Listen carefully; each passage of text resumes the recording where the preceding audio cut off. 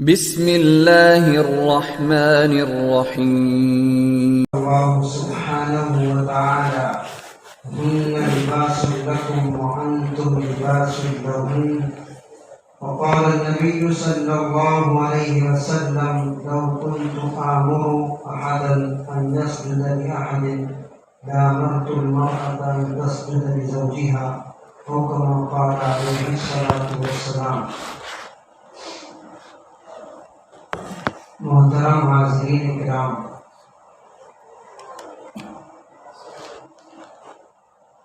اللہ رب العزت نے مردوں کو عورتوں کے لیے اور عورتوں کو مردوں کے لیے سکون کا ذریعہ بنایا ہے۔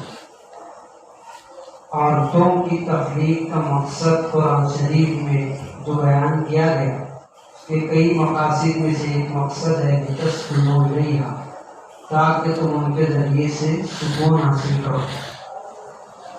گویا کہ دونوں کو ایک دوسرے کی زندگی کا ساتھی بنائے، اور یہ اللہ رب العزت کا نظام ہے، اللہ رب العزت کا قانون فطرت ہے۔ فطری طور پر اللہ رب العزت نے دونوں کے اندر شہوت اور جنسی تسکین کا مادہ رکھا ہے، اور دونوں ایک دوسرے کے لیے گویا معین اور مددگار ہیں۔ گزشتہ کئی ہفتوں سے ہم لوگ حقوق العباد کے متعلق سن رہے ہیں۔ حقوق العباد کی اہمیت کو بیان کیا گیا، پھر والدین کے حقوق کو، پھر اس کے بعد اولاد کے حقوق، اس طرح سے حقوق کے اوپر ہم لوگ سن رہے ہیں۔ آج کی گفتگو میں ہم لوگ سنیں گے کہ بیویوں پر، عورتوں پر اپنے شوہروں کے کیا حقوق ہیں، اور پھر آئندہ کی اس کی بات کی مجلس میں شوہروں پر بیویوں کے متعلق کیا حقوق ہیں۔ چونکہ یہ چیزیں ایسی ہیں، ہر ایک دو گھر چھوڑ کر ہر گھر میں آپ کو یہ معاملات دیکھنے کو ملیں گے کہ میاں بیوی میں جھگڑا ہے، ساس بہو کا جھگڑا ہے۔ وجہ یہ ہے کہ ایک دوسرے کے حقوق معلوم نہیں ہے۔ اگر اسلامی شریعت کے مطابق ہر ایک دوسرے کے حقوق کو ادا کرے تو کہیں پر بھی اس طرح کے جھگڑے، اس طرح کی نوبت نہیں آئے گی جو صورتحال ہم لوگ دیکھ رہے ہیں۔ جو لوگ پنچایتوں کے اندر بیٹھتے ہیں، محلے کی خبر رکھتے ہیں، ان کو معلوم ہے کہ کیا احوال ہے۔ 3-3 4-4 گھنٹے بیٹھ کر بھی مسائل حل نہیں ہوتے، اتنے سنگین مسائل۔ وجہ صرف یہی ہے کہ ایک دوسرے کے حقوق کی ادائیگی میں کوتاہی ہے۔ قرآن شریف نے مرد و عورت کے رشتے کو جس انداز سے بیان کیا ہے، شاید دنیا کے کسی مذہب اور دنیا کے کسی انسان نے اس طرح بیان کیا بھی نہیں ہوگا، اور آئندہ بیان کر بھی نہیں سکتا۔ 2 لفظ کے اندر قرآن شریف نے مرد اور عورت کے رشتے کو بیان کیا ہے، ہن لباس لکم وانتم لباس لہن۔ عورتیں تمہارے لیے لباس ہیں اور تم تمہاری عورتوں کے لیے لباس ہو۔ یہ قرآن شریف کی تعبیر ہے، اور قرآن شریف کا 2 جملہ ہے کہ وہ عورتیں تمہارے لیے لباس ہیں اور تم ان کے لیے لباس ہو۔ لباس کا کیا مقصد ہوتا ہے؟ پہننے کا۔ ہم لوگ لباس پہنتے ہیں، لباس پہننے کا ایک مقصد تو یہ ہوتا ہے کہ انسان اپنے عیبوں کو چھپا لے، اپنے ستر کو چھپا لے۔ اس لیے کہ ایک انسان اگر بغیر لباس کے باہر نکل جائے تو ہم خود بھی سمجھ سکتے ہیں کہ وہ خود ہی اپنے شرم سے مر جائے۔ تو آدمی اس کے ذریعے سے اپنے عیوب کو، اپنے ستر کو چھپاتا ہے۔ ایک لباس کا فائدہ یہ ہے، اور لباس کا دوسرا فائدہ یہ ہے کہ لباس کے ذریعے سے انسان زیب و زینت اختیار کرتا ہے، اچھا دکھتا ہے۔ اسی لیے ہم لوگ اچھے کپڑے پسند کرتے ہیں۔ تاکہ میں کپڑا پہنوں تو کتنا اچھا دکھوں. ہر ایک کا مقصد یہ ہوتا ہے لباس پہننے کے مقاصد میں. تو شریعت نے، قرآن نے مرد اور عورت کو ایک دوسرے کے لیے لباس قرار دیا ہے. اس کی وجہ بھی یہی ہے کہ مرد عورت کے لیے، عورت مرد کے لیے ایک دوسرے کے عیوب، ایک دوسرے کے ستر، ایک دوسرے کی اندر کی زندگی کو چھپانے کا ذریعہ ہے. ظاہر سی بات ہے اگر نکاح کا نظام نہ ہو اور مرد عورتوں کو ایسے ہی چھوڑ دیا جائے تو وہ جانوروں کی طرح جہاں چاہیں گے وہاں اپنی ضرورت کو پورا کریں گے، اور یہ ایک طرح کی ذلت ہے. ظاہر سی بات ہے معاشرے کے اندر جس کے بارے میں معلوم ہو کہ یہ مرد زانی ہے اور جہاں چاہتا ہے اپنی خواہش پوری کرتا ہے، اس کو لوگ گری نظر سے دیکھتے ہیں. تو نکاح کے ذریعے سے آدمی پاک دامن بن جاتا ہے، اس کی زندگی عیوب سے پاک ہو جاتی ہے، زندگی پاک دامن بن جاتی ہے نکاح کے ذریعے سے. اور آدمی اگر نکاح نہ کرے تو نہ اس کے کپڑوں کی صفائی کا ذریعہ ہے، نہ گھر کی صفائی کا ذریعہ ہے، ویسے ہی زندگی گزارے گا. اور اگر شادی کر لیتا ہے تو اس کے کپڑوں کی صفائی، گھر کی صفائی، دیگر تمام چیزوں کی طہارت کا ایک ذریعہ ہے جو اس کی بیوی ادا کرتی ہے. تو دونوں کی زندگی صاف ستھری ہے، زینت والی. اسی طرح سے ایک تفسیر یہ بھی بیان کی گئی ہے کہ آدمی کے جسم سے قریب سب سے زیادہ اس کا لباس ہے. بھئی لباس بدن سے چپکا ہوا ہے، اس سے قریب کوئی چیز نہیں ہے. تو جس طرح سے لباس بدن کے قریب ہے، ایسے ہی بیویوں کے لیے مرد اور مرد کے لیے ان کی بیویاں لباس کی طرح قریب ہے، ان سے قریب کوئی اور نہیں. یہ ان کا رشتہ ہے. اس سے ہم کو سمجھ میں آئے گی معاشرت، حسن معاشرت کیا چیز ہے. قرآن شریف نے اس کو 2 لفظ کے اندر بیان کیا ہے کہ تم کو اپنے گھروں میں کیسے رہنا چاہیے. دونوں ایک دوسرے کے لیے لباس ہے، ایک دوسرے کے لیے حفاظت کا ذریعہ، ایک دوسرے کے لیے زینت ہے. شریعت نے جو حقوق بیویوں پر شوہروں کے لیے رکھے ہیں وہ چند حقوق ہیں. آپ لوگ سوچیں گے کہ یہاں پر تو عورتیں ہیں نہیں، پھر بیویوں پر جو حقوق ہے وہ تو عورتوں میں بیان کرنا چاہیے. لیکن آپ کو معلوم ہونا چاہیے کہ وہ جو عورتیں ہیں وہ ہم لوگ ہی تیار کرتے ہیں. جیسے ہم لوگ اپنی بچیوں کی تربیت کریں گے ویسے جا کر کے آگے ویسی بیویاں بنے گی.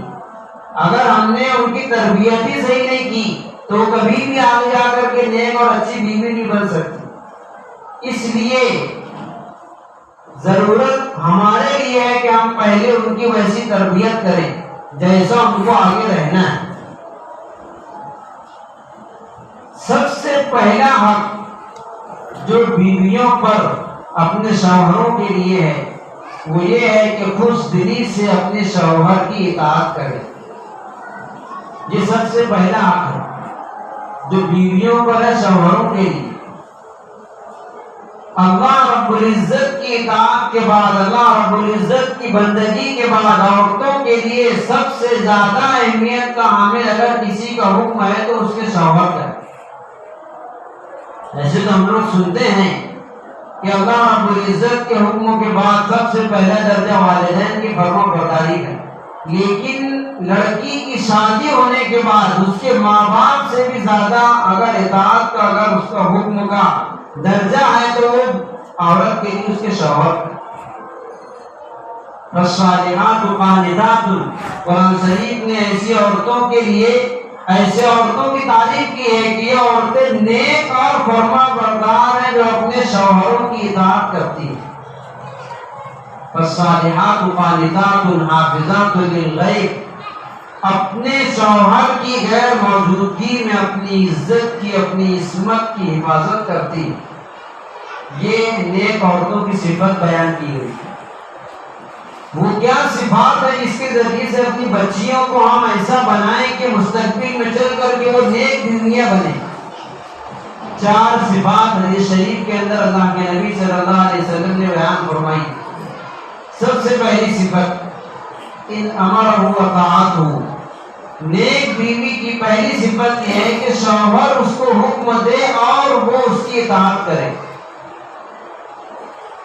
شوہر اس کو حکم دے اور وہ اس کی اطاعت کرے، یہ پہلی صفت ہے نیک بیوی. جھگڑا یہیں پر ہوتا ہے کہ شوہر حکم کرتا ہے، کوئی چیز چاہتا ہے اور بیوی اس کے خلاف کرتی ہے. بیوی چاہتی ہے فلاں دن اپنے والدین کے یہاں جانا، شوہر نے کسی مصلحت کی وجہ سے منع کر دیا، تو اپنی بچیوں کو یہ سمجھائیں کہ اگر شوہر منع کر دے تو خوش دلی سے اس کو قبول کر لو، اس میں کوئی جھگڑا نہیں ہوگا، کوئی نا اتفاقی نہیں ہوگی. تو سب سے پہلی چیز نیک بیوی کی جو عادت میں ہے وہ شوہر کی اطاعت کرنا خوش دلی سے، چاہے اس کے موافق میں ہو چاہے اس کے مخالف میں ہو. شوہر کی اطاعت، اس کے حکم کی اطاعت. دوسری صفت ہے ان نظر الیہا سرتہ، اگر شوہر اس کی طرف دیکھے تو وہ ایسی حالت میں رہے کہ شوہر کو خوش کر دے. یہ نیک بیوی کی صفات میں ایک صفت ہے. اور تیسری صفت ہے نیک بیویوں کی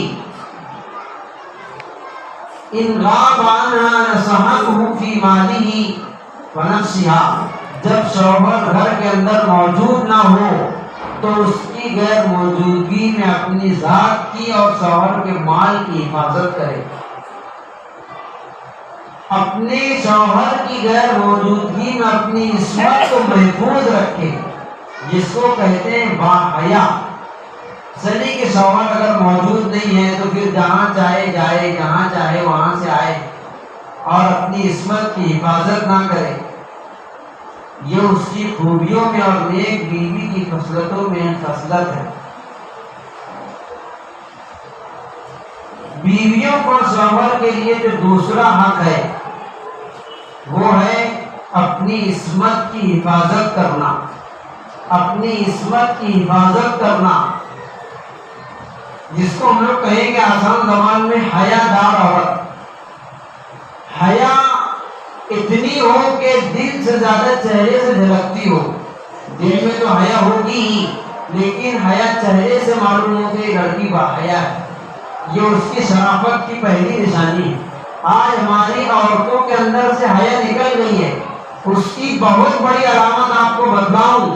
پہلے ہم لوگ بچپن میں دیکھتے تھے اور بڑوں سے سنا ہے کہ اگر عورت باہر بیٹھی ہوئی ہو اور کوئی مرد راستے سے گزرنے لگے تو وہ اندر چلی جاتی.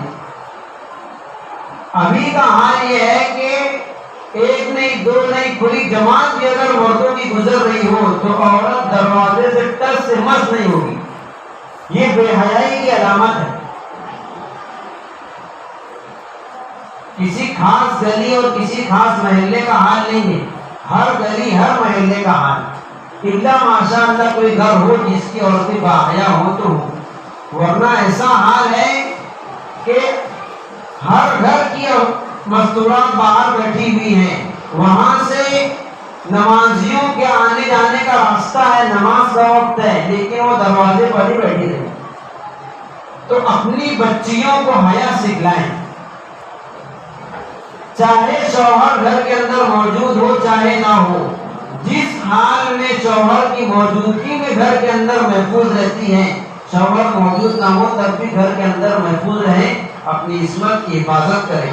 یہ شریف میں ہے المرأۃ اذا صلت خمسا وصامت شہرا، عورت 5 وقت کی نماز پڑھ لے، 1 مہینے کا روزہ رکھ لے اور اس کے علاوہ کچھ بھی نہ کرے، اور احسنت فرجہا، اپنے پاک دامنی اپنی عزت کی حفاظت کر لے، واطاعت بعلہا، اپنے شوہر کی اطاعت کر لے، تدخل من ای ابواب الجنت شاءت، اللہ رب العزت اس کو اختیار دیں گے جنت کے جس دروازے سے چاہے داخل ہو جائے.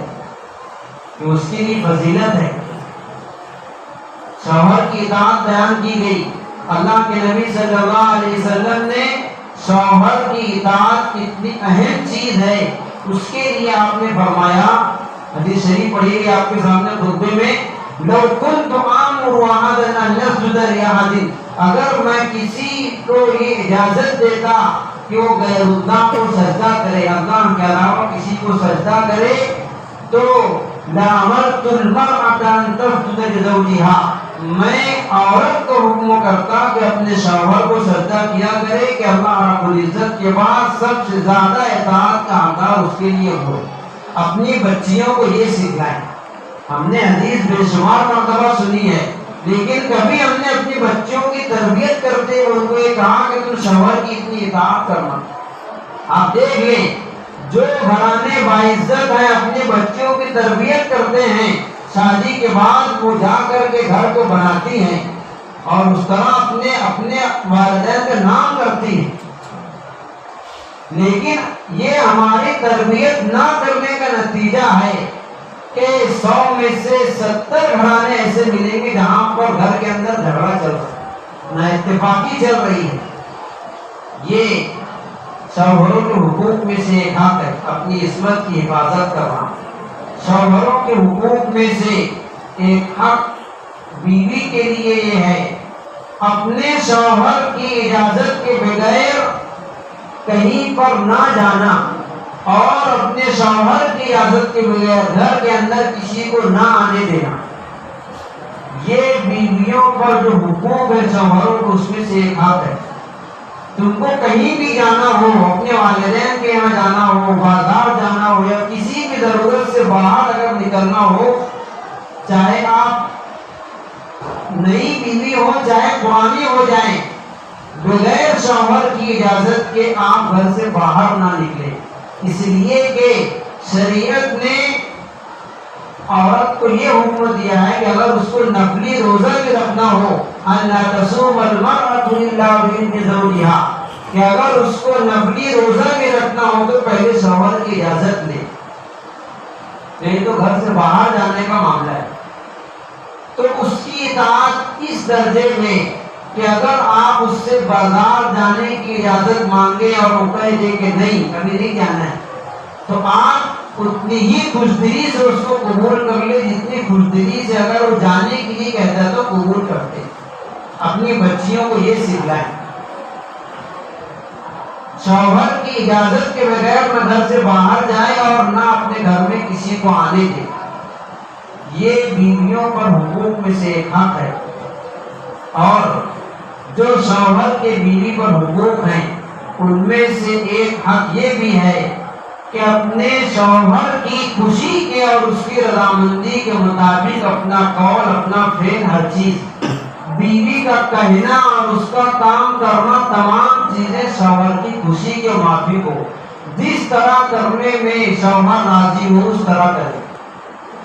کوئی بھی چیز ہو، بات کرنے کا انداز، آج کل جو جھگڑے ہوتے ہیں اور جو باتیں سامنے آتی ہیں اس میں ایک بات یہ سامنے آتی ہے اکثر گھرانوں سے کہ گھر والی منہ چلاتی ہے۔ تو یہ ہم نے سکھلایا نہیں بچیوں کو، اپنی بچیوں کو ہم نے سکھلایا نہیں شادی سے پہلے کہ تمہارے شوہر کا تمہارے لیے کیا مقام ہے اور تم ان سے کس طرح بات کرنا، یہ ہماری کوتاہی ہے۔ ہر شخص صرف یہ نہ سوچے کہ میری بیوی اس طرح ہو جائے، ہم ایسی بچیاں تیار کریں۔ ہم جب بچیوں کی تربیت کریں گے تو وہ مستقبل میں ایسی بیویاں بنے گی جو اپنے شوہر کی عزت کریں۔ ہر شخص یہ چاہتا ہے کہ میری بیوی مجھ سے عزت سے بات کرے۔ ہر شخص کا تجربہ ہے، جو بھی شادی شدہ حضرات ہیں، کہ اگر بیوی کبھی منہ چلائے تو کیا حالت ہوتی ہے ہماری، کتنا غصہ آتا ہے۔ تو ہم لوگ بچپن میں اپنے بچوں کی تربیت ویسی کریں کہ آگے ویسی نوبت نہ آئے۔